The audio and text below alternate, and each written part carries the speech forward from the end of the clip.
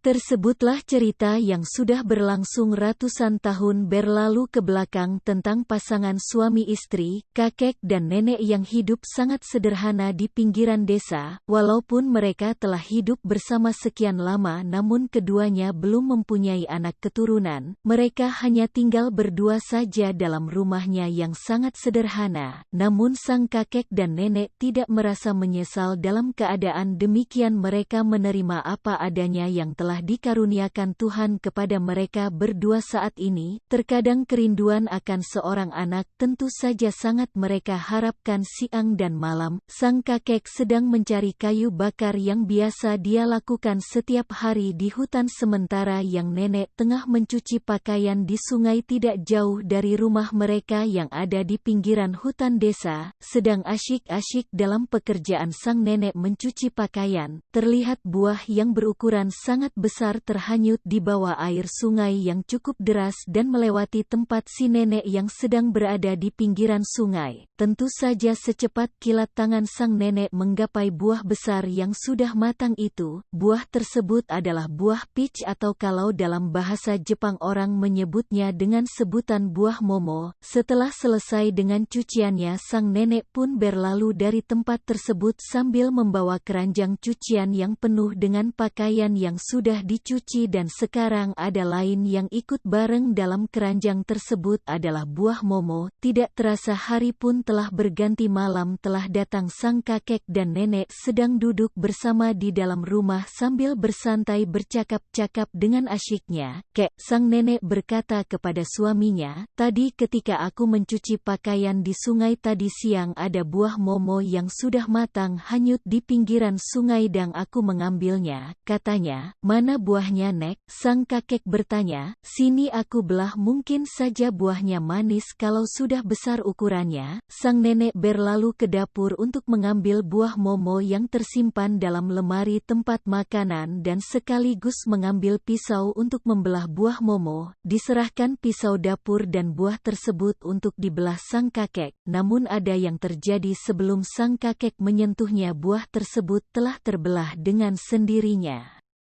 Dan di tengah-tengahnya nampak seorang bayi lelaki yang langsung menangis dengan sangat kerasnya dan membuat kedua orang kakek dan nenek menjadi bingung apa yang harus mereka perbuat untuk saat ini. Kejadian yang membuat mereka menjadi serba salah dibuatnya. Girang namun sangat heran sekali dalam pikiran mereka berdua. Di satu sisi mereka girang mendapatkan anak yang tidak disangka-sangka yang berada dalam buah momo yang nenek temukan. Di sisi lain mereka menjadi serba salah harus bagaimana cara merawat bayi lucu itu. Sang bayi yang berada di dalam buah momo itu pun akhirnya reda tangisannya dan sang nenek langsung mengendong dan berkata kepada sang kakek, "Kakek, kita harus cepat memberi nama sang bayi ini," serunya. Sang kakek sebentar berpikir nama apa yang baik untuk sang bayi lucu yang mereka temukan ini, nama yang cocok yang mempunyai arti yang bagus bagi sang anak tersebut. Setelah lama baru sang kakek berkata kembali, "Baiklah nenek, kita beri nama Momotaro," serunya, sesuai dengan nama buah yang membungkus sang bayi saat sebelum lahir ke dunia ini. "Ya baiklah, saya setuju saja," seru sang nenek, menyetujui usul sang kakek suaminya. Sejak saat itulah mereka berdua mendapat momongan yang mereka harapkan sudah sekian lama dan mereka menjadi sangat bahagia dengar kehadiran sang Momotaro yang lucu. Saat sang anak diberi makan, maka sang bayi itu pun akan memakan makanan yang berikan mereka dan melahapnya habis.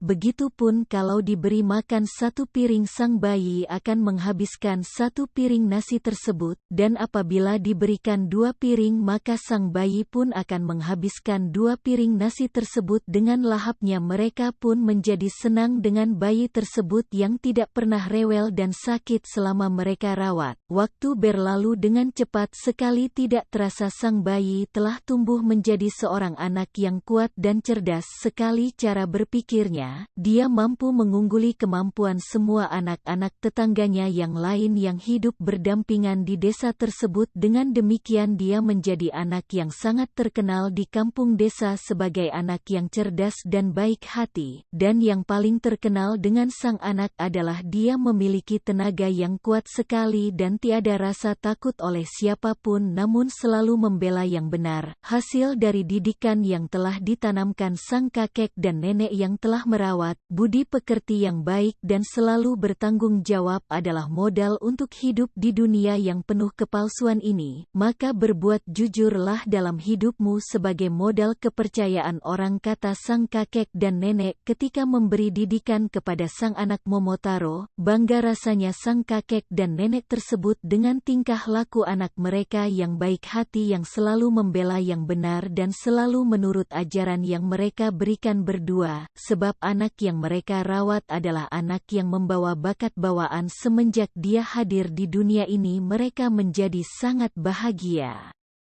Pada suatu hari, lain dari biasanya sang anak tersayang datang menghadap dia mohon izin akan pergi ke suatu tempat yang cukup jauh. Dengarlah nak, sebaiknya kamu yang masih kecil ini jangan terlalu berani apalagi akan pergi jauh. Sang kakek berkata, namun aku akan pergi menangkap para hantu yang selalu membikin resah setiap orang yang ada di daerah sekitarnya. Sang anak tetap dalam pendiriannya akan pergi ke tempat yang menjadi tujuan, yaitu pulau hantu yang meresahkan. Janganlah takut, kakek dan nenek yang selama ini merawatku, aku tidak akan mundur menghadapi ratusan hantu dan akan membunuh semuanya yang telah membikin ulah jahat terhadap bangsa manusia. Namun sebelum berangkat aku ada permintaan dibuatkan Kibi Dango kepada nenek. Sang anak Momotaro berkata dengan permintaannya, baiklah nak, namun harus hati-hati dalam bertindak. Kakek dan nenek akhirnya setuju dengan maksud sang anaknya Momotaro. Besok pagi-pagi sekali dengan sang nenek membuatkan Kibi Dango yang paling enak di daerah Jepang untuk bekal sang anak tercinta yang akan pergi ke pulau hantu membasmi kejahatan yang kini sedang marak terjadi di Jepang. Setelah pahit kepada sang kakek dan nenek tercinta, sang anak Momotaro berangkat meninggalkan rumah tercintanya diiringi tatapan dan doa yang diucapkan kedua orang yang sangat menyayanginya. Baju pemberian sang kakek dan ikat kepala yang serta celana yang dikenakan memakai pakaian ala pendekar muat muda Jepang serta senjata samurai pendek atau katana melengkapi penampilan sang pendekar muda yang gagah berani ini dalam menempuh perjalanan ke pulau hantu. Baru beberapa pergi meninggalkan kampung desanya ada seekor anjing yang menyalak-nyalak dari belakangnya mengikuti sang Momotaro yang sedang asyik berjalan kala itu. Hai sang anak muda, mau pergi kemana? Bertanya sang anjing yang menyalak tadi. Mau pergi ke pulau hantu menumpas hantu jahat yang merajalela, katanya menjawab pertanyaan sang anjing tadi. Baiklah, aku ikut denganmu dan menemanimu ke pulau tersebut. Namun kamu harus memberiku sebuah Kibi Dango yang lezat itu. Tentu saja, kalau begitu aku kan memberimu Kibi Dango ini dan mulai saat sekarang kamu menjadi anak buahku. Makanlah Kibi Dango ini dan percayalah bahwa kekuatanmu akan bertambah 1000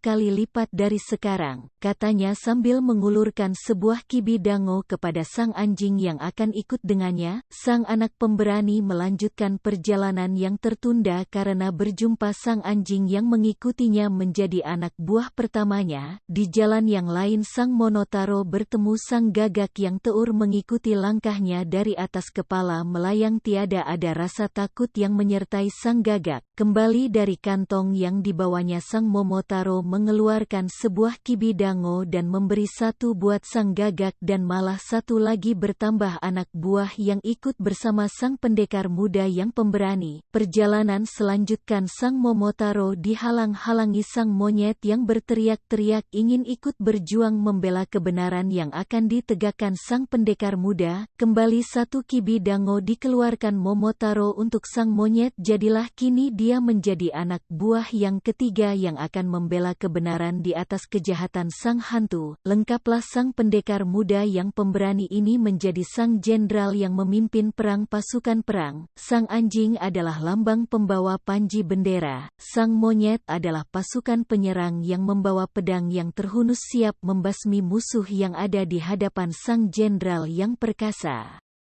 Dan sang gagak adalah semacam mata-mata yang akan menyelidiki keadaan yang sedang bergejolak di tempat atau negeri yang akan diserang dan ditundukkan saat ini, sampailah di mana tujuan Pulau Hatun telah ada di depan matanya kini, digedor saja pintu gerbang kerajaan tersebut oleh sang monyet kala itu, dari balik pintu gerbang keluarlah sang setan merah yang berwajah seram dan menakutkan kala itu. "Hai, siapa yang telah berani menggedor pintu gerbang ini?" tanyanya marah. "Perkenalkan, aku Momotaro yang paling kuat yang ada di negeri Jepang dan perkasa akan menghancurkan istana hantu yang telah membikin resah orang-orang." Suaranya menggelegar sekali kala itu, dan setelah berkata demikian yang Momotaro menghunus pedang dan langsung menusuk siapapun musuh yang mendekat dengannya dan membunuh semua yang melawan. Semua dibuat kalang kabut oleh ulah yang dilakukan yang Momotaro yang perkasa. Sang monyet berjuang dengan tombak yang dibawanya dan dia pun membantai puluhan musuh yang mendekat dengannya tanpa ampun lagi. Sementara sang gagak yang gesit tidak kalah garangnya dengan pedang yang dibawanya di tangannya yang terhunus tajam. Telah banyak musuh yang mati di tangan dengan tusukan yang buatnya. Semua tenaga mereka akan terus bertambah 1000